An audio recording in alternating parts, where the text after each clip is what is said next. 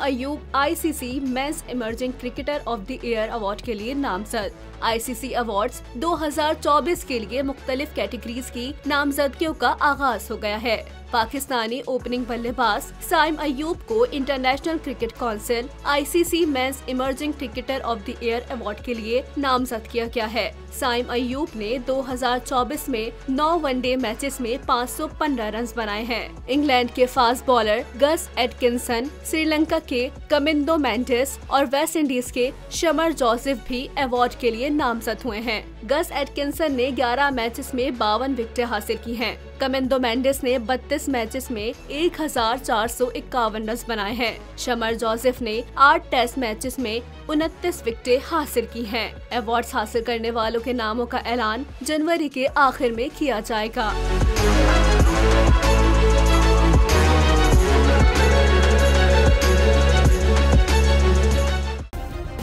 Subscribe करें और bell दबाएं ताकि कोई खबर रह न जाए।